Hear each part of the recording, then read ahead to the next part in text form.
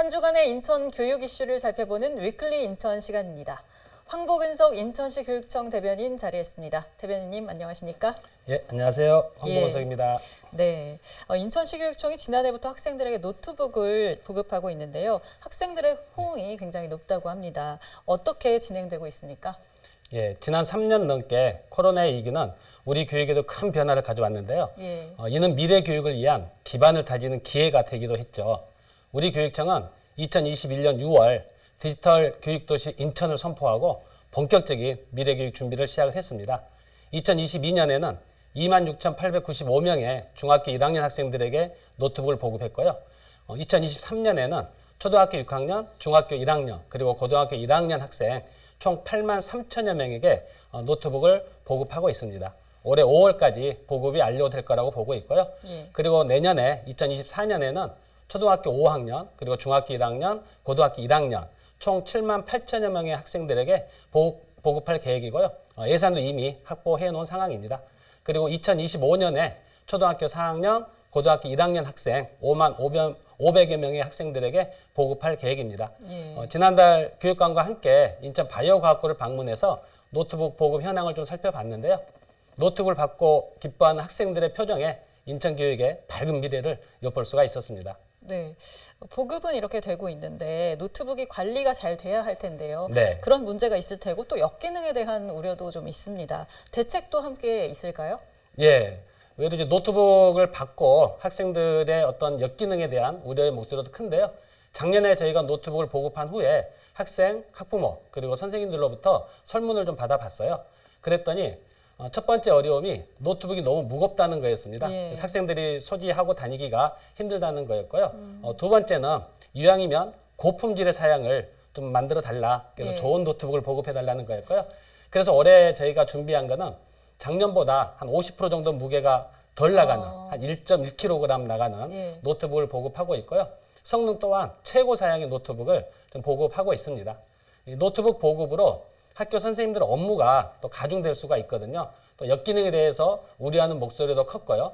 그래서 선생님들 업무를 경감시켜 드리기 위해서 우리 교육청은 별도 업체와 5년간 일괄 유지 관리 계약을 맺었습니다.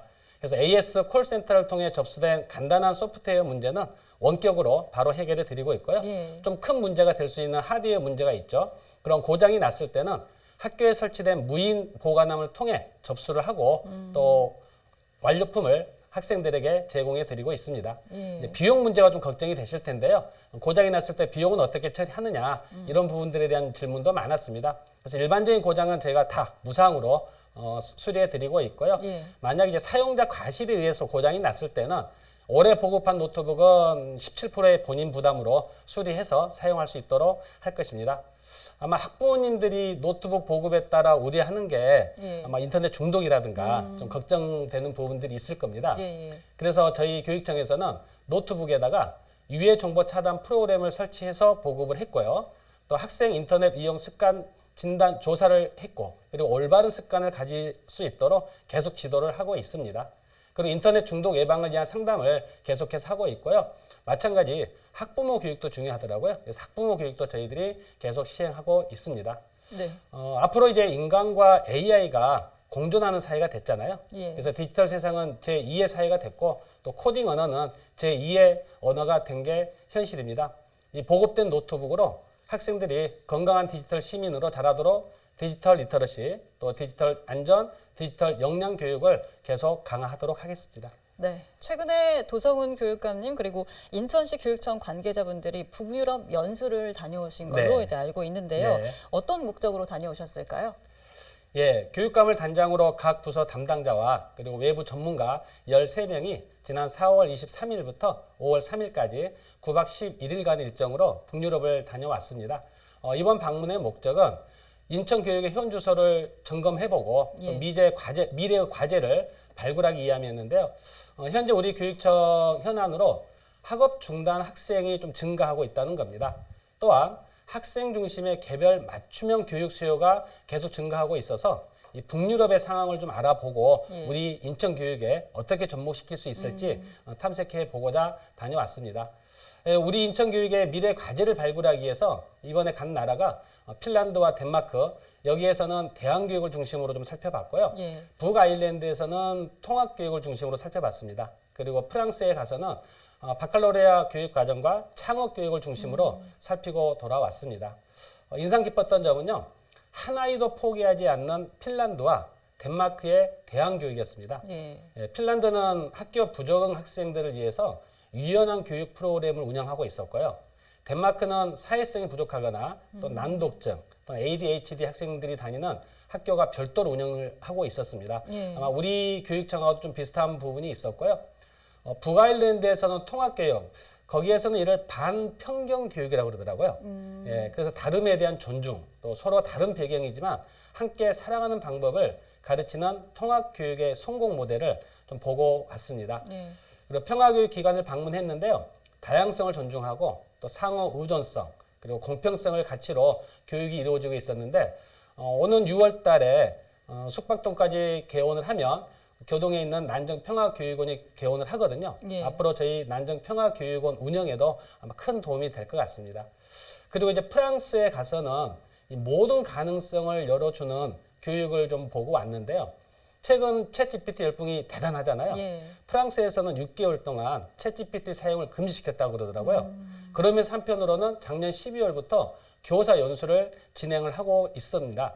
그리고 프랑스에서는 이 새로 오는 디지털 혁명의 시대 그리고 다양한 이슈에 대한 교육들을 하고 있었는데 학생의 행복감을 높이고 자기 주도성을 어떻게 기를 것이냐 예. 또는 디지털 기술을 활용해서 어떻게 가르칠 거냐 또는 학교 폭력 어떻게 해결할 거냐 코딩 교육을 과학과 산업 분야에 어떻게 연결할 거냐 이러한 고민들을 하고 있었는데요.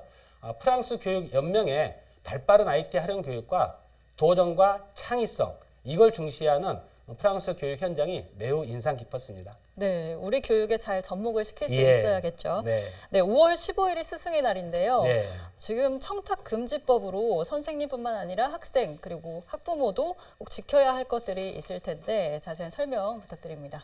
예. 너희가 와야 봄날이다. 사실 코로나 위기 속에서 우리 선생님들의 희생과 봉사가 학교 현장을 빠르게 안정화시켰잖아요. 정말 모든 선생님께 감사와 존경의 인사드립니다. 15일이 스승날이잖아요. 이 스승날이 존경과 감사의 마음을 나누는 뜻깊은 날이 되었으면 좋겠고요. 몇 가지만 잘 지켜주시면 스승의 날이 더 의미 있게 다가오지 않을까 생각합니다.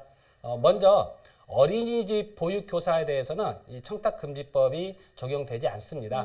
다만 국공립 어린이집을 위탁받아 운영하는 경우에는 그 대표자의 원장은 예. 적용 대상이 될 수 있다는 점을 꼭 알아두셔야 하겠고요. 담임선생님께 드리는 카네이션은 어떨까요? 궁금해하실 텐데요.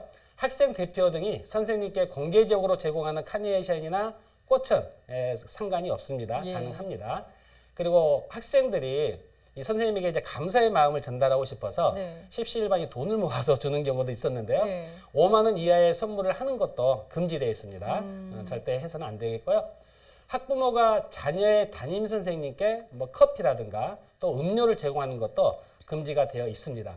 그리고 학년이 이제 변경이 되면 예. 바뀌었으니까요. 이전 담임 선생님께 뭐 기프트콘이라든가 상품권 또는 육아증권을 제공하는 것은 안 됩니다. 다만 이전 학년도 담임 선생님이나 또는 교과 담당 선생님에게 뭐 사교라든가 또는 의뢰 목적으로 5만 원 이하의 선물 또는 농수산물이나 가공품의 경우는 10만 원 이하의 선물은 가능하다는 것도 알아두시면 좋겠고요. 네. 가끔 이제 학부모회나 학교 운영위원회 관계자가 교장, 교감 선생님께 선물하는 경우가 있는데요. 네. 절대 해서는 안 되겠습니다. 네. 특히 이 금액 범위에 상관없이 해서는 안 되는데 누구든지 교직원 등에게 수수 금지 금품 등을 제공하거나 또 제공하겠다고 약속하거나 또 의사 표시를 하면 형사처벌까지도 받을 수 있다는 거 꼭 알아두셨으면 좋겠고요. 졸업한 후에는 재학했던 학교 교사와 학생 간에 좀 특별한 사정이 없기 때문에 직무 관련성이 없겠죠. 그래서 일정 금액의 선물이 가능하다는 것도 알아두시면 좋겠습니다. 네. 하지만 선물을 꼭 주고 받아야 감사의 마음을 전달하는 건 아니잖아요. 네, 그렇죠. 감사의 편지나 글로 감사의 마음을 전해주시면 뜻깊은 스승의 날이 되지 않을까 생각합니다. 네, 오늘 말씀 여기까지 듣겠습니다. 고맙습니다. 네, 고맙습니다.